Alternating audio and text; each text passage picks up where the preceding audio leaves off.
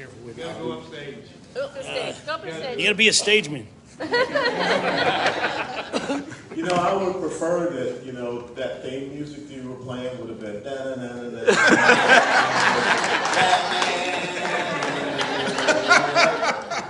And that was my nickname growing up, because, you know, original pop used to come on. I think it was ABC late at night. And I remember the time that the Batmobile actually came to Atlanta. My dad took me to see the Batmobile. And that was a great time. But you know, that's one of the things I want you to think about and understand. You're looking at a kid that 61 years ago was born in the inner city of Atlanta, Georgia, in a blacks-only hospital. Let me tell you about the greatness of the United States of America. That a kid born in a blacks-only hospital just 6 decades ago can grow up to command a battalion of 600 in combat when his dad was just a corporal in the United States Army in World War II, a segregated army. My father-in-law served 24 years in the United States Army, took 2 combat tours of duty in Vietnam. If I'm correct, he's the only Jamaican immigrant that's buried in Arlington National Cemetery. My older brother served in the United States Marine Corps. Everybody's got a black sheep in the family. That was But he was wounded in a place called Quezon. And at the age of 15, my dad challenged me to be the first officer in the family. So on 31 July 1982, I became a commissioned officer in the United States Army. Served for 22 years, 13 different countries, 3 different combat zones. Wrapped up my career right down the road at Fort Hood, Texas in 2004. And if you're smart, you ask your wife where you want to go in retirement, because, you know, her dad had been career military. She got stupid and married a military guy. And so we lived down in South Florida for a while. And then I got the call of service to be able to come back here to the great state of Texas in 2014 to work with a conservative policy there. Oh, I forgot. My nephew, my older brother's son, he's a lieutenant colonel in the Army right now.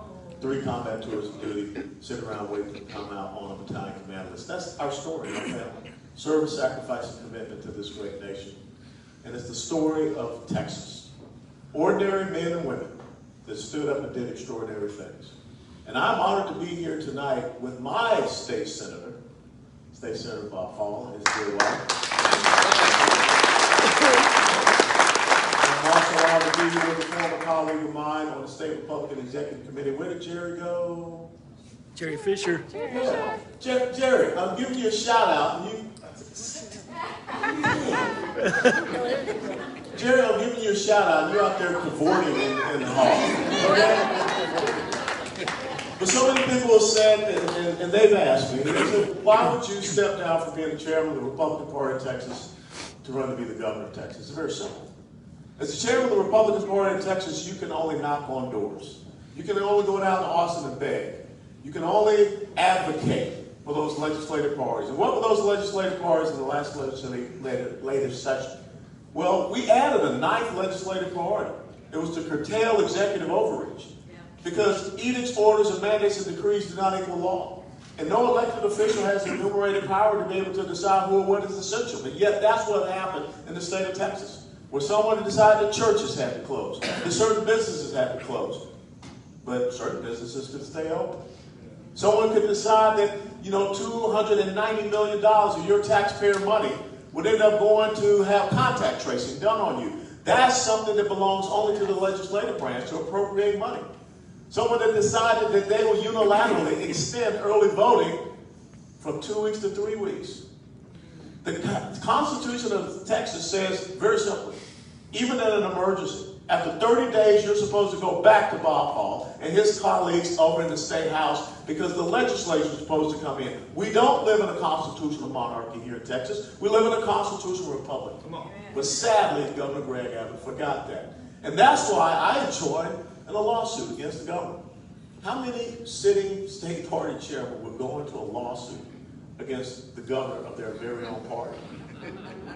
Because you got to understand something about it. I took an oath to the Constitution. I believe in the rule of law. I don't believe in the rule of man. I don't believe in the rule of the party.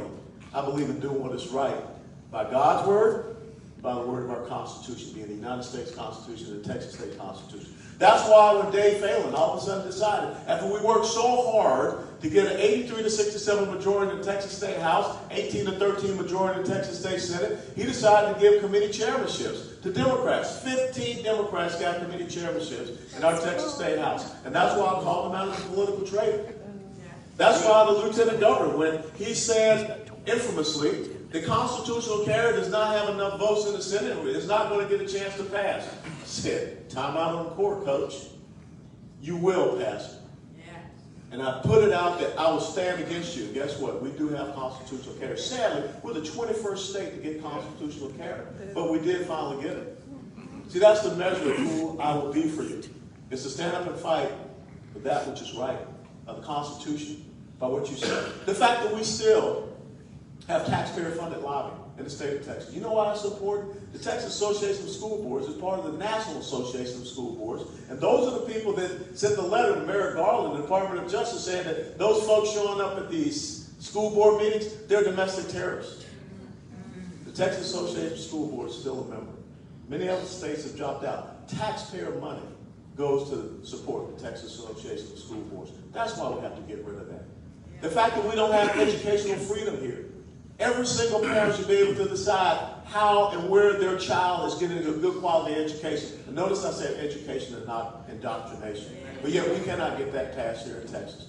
The fact that we are still with this child gender modification procedures. But let me tell you, now we found out why. Some of us knew, but there was a story that came out in the Katy Christian just 2 days ago. $2.4 million from child gender modification clinics to the governor, to the lieutenant governor, and to the Speaker of the House. Yep. See, Judas betrayed our Lord and Savior Jesus Christ for just 30 pieces of silver. But our governor and lieutenant governor and Speaker of the House betrayed and sacrificing our children for this gender dysphoria for $2.4 million. You know, you talked about the abortion issue. When the city of Lubbock wanted to become the largest sanctuary city for life in the state of Texas, they called me. And I said, I'll be happy to get out there on a Southwest airplane. In January of last year, I did the March for Life, and I stood there in front of that Planned Parenthood clinic. We talked about how it's going to close down. And I convinced the RNC to run ads and commercials and support them financially. In Lubbock, Texas now is the largest sanctuary city for life in the United States.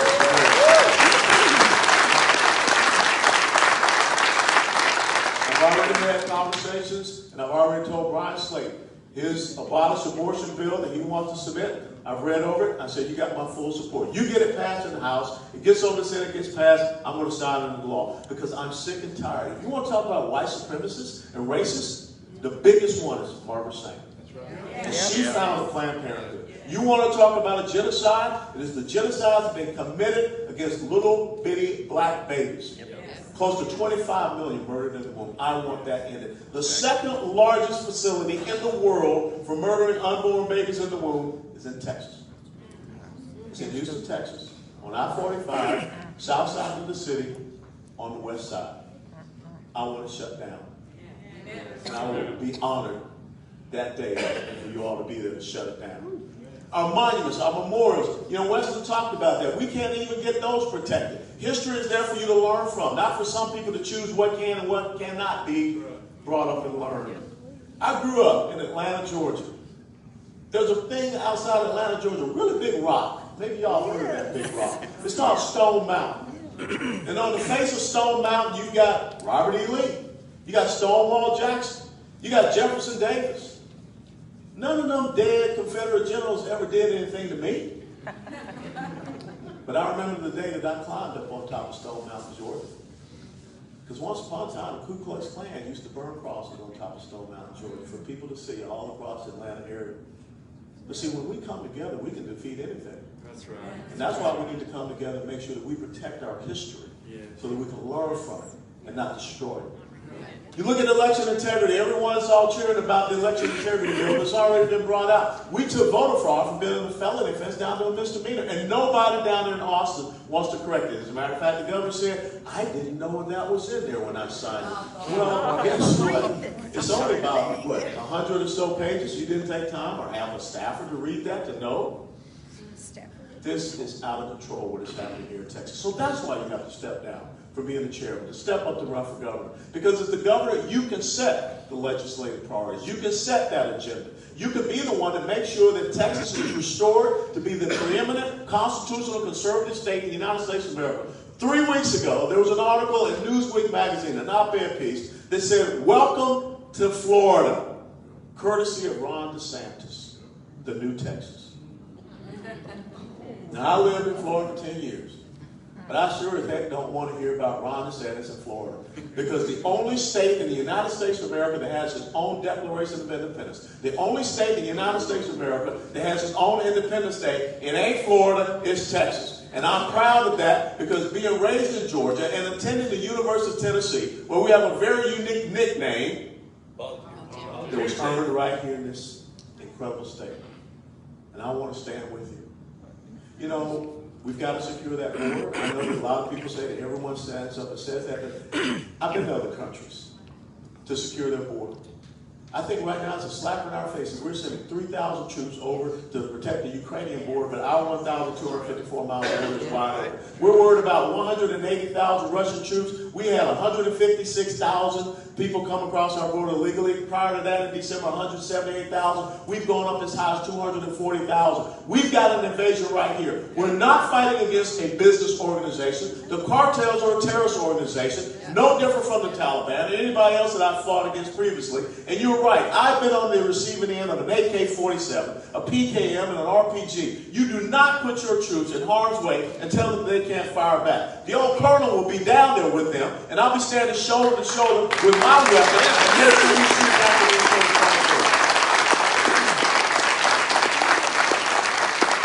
If you have not been paying attention to what's going on right now, there have been articles in the Army Times and the military.com. The Texas National Guard is looking to unionize because of the deplorable conditions that they're facing.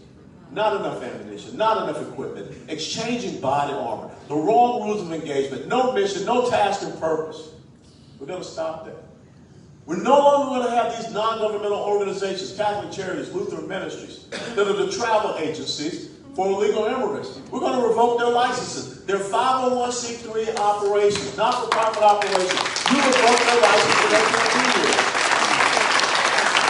We're going to establish a border control zone. A border control zone, Highway 90 to the north, Rio Grande River to the south. You got the Big Bend sector, El Paso sector, Rio Valley, Grand Valley sector, Laredo sector, and Del Rio sector. 5 sectors. You put your troops in those sectors. You put them on the major infiltration routes, and they interdict the flow. You bring in your Texas State Militia. You bring in the Texas Guard. You find veterans that still want to get out there. You put them under a command and control system and say, they shall not pass into Texas. Yeah. We're not going to turn illegals over to border control. We'll turn them over to the non-governmental organizations anymore. And you're right. I look forward to Mary Garland, Joe Biden, whoever calling down here, or some judge saying that, you know what, we're going to put a temporary restraining order on you. I'm going to send them 6-digit grid coordinates. And I'm telling them, meet me at these 6-digit grid coordinates at 1 o'clock in the morning. And we'll talk about your temporary restraining order, okay? We have to have that courage. I am not going to see a sovereign state be overrun with this invasion that is happening. I'm not going to be filing lawsuits. We're going to take action. And when it comes to your property taxes, it is absolutely heinous that you can pay off your land, you can pay off your mortgage, you can't own your home in the state of Texas. That's Marxist. It's a progressive tax system. It talks about the elimination of your private property rights. We're going to transition back to how taxation used to be in America prior to 1917. We did everything by consumption. All right. It was based upon what you went out and bought yourself. We don't tax income. We don't tax your property. John Locke, the great English political philosopher, said, your natural rights to come from your creator God are life, liberty, and property. How do we get this all screwed up, especially here in the state of Texas? And the other thing we got to make sure of, hundreds of thousands of people coming across our border illegally. Ain't nobody telling them to get a jab in the arm. So why are we telling you to get a jab in the arm? If they do not have a special session that gets vaccine mandates eliminated by law, not executive order, by law, I will make sure that's one of the emergency priorities that we get done. You have the right to choose what treatments, what protocols, what therapies you want. We're going to clean house in the Texas Medical Board, clean house in the Texas Nursing Board, clean house in the Texas Pharmacy Board. Nobody should be telling any doctor, any pharmacist, or whatever what you can and cannot give to people in the state.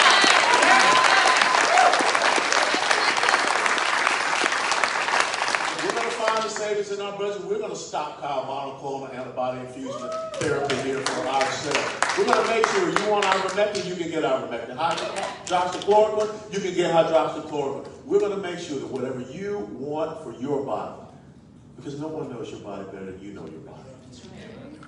And if you can't control your body, if you have no say-so about what goes into your body, then what do you have control and say-so about?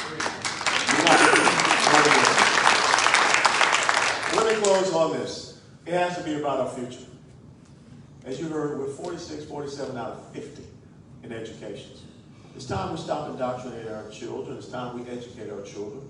We got to get back to reading, writing, and arithmetic. You know, I learned how to write cursive before I hit the first grade. Most of these kids now cannot write their name. Cursive teaches you precision. It teaches you discipline. It teaches you standards. And we need to get back to those fundamentals. We need to get back to teaching history and civics so that our kids understand how great the state of Texas is. And we also need to teach some of us old heads some history and civics also, especially the knuckleheads that are coming in from California, Illinois, New York, New Jersey. They need to learn something about the Texas history as well. So we've got to get back to educating our children. No more of this critical race theory, cultural competency, action plan. No more money coming from the federal government with strings that we have to send money to social and emotional learning so they can data mine our kids. No, that's not going to happen anymore in Texas. This is our moment, folks. You know, February is an incredible month when you think about Texas history. Because next week, on the 23rd of February, about 185 showed up down there in that place called San Antonio. They were led by a 26-year-old, a kid by the name of William Barrett Travis. And on the 24th of February, he wrote an impeccable letter. He talked about there will be no surrender, there will be no retreat. He talked about dying, giving his life for his own honor and the honor of his nation. He closed off that letter with victory or death. And they stood there for those 13 glorious days. And I want you to remember what happened on the 5th of March of 1836. Before the Alamo fell in the early morning hours of Sunday the 6th of March of 1836. He called the entire garrison out, and he drew his saber. The history tells us that he drew a line in the sand. And he stood on one side of the line, and he knew what that meant. He knew that they would have to lay down their lives so that that Lone Star State could be here today. And he asked, "Did you come across the line to make a stand here?" This is your line in the sand moment. History will talk about and remember you. And hopefully history will remember you 186 years from now that you made that stand as well. Because your life is not determined about how big your bank account is, how many cars you got, how many houses, how many bass boats you got. Because once upon a time, the pharaohs all believed that they could just bring all that stuff in the pyramid and then it'll all meet them in the afterlife. It's all sitting in museums right now. You can't take it with you. What you can leave behind is a legacy. And that's why you got to make this stand. Not for yourselves, but for your children and grandchildren. And see, that's how a mommy and daddy, born in 1920, and mom in 1931, that gave birth to a son in a blacks-only hospital, could inspire him to stand here before you all today. Because America, Texas, is all about the equality of opportunity. It does not care where you were born, where you were raised, where you came from. It's about what's in your heart. And if there's any state that defines that, it's the state that we call the Lone Star State and the spirit of Texas. And the world is looking at you. Because so goes Texas. So goes America. And so goes America, so goes freedom, so goes liberty, so goes the entire world. That's why it's not the eyes of Texas that are upon you. It's the eyes of the world that are upon you in this moment, in this time. So all I ask to do is you will join me on this side of that line to stand and fight for what we know what is right and what is true. And so that days from now, our children, our grandchildren, our great-grandchildren will remember us in this great and glorious moment. God bless you all. God bless you.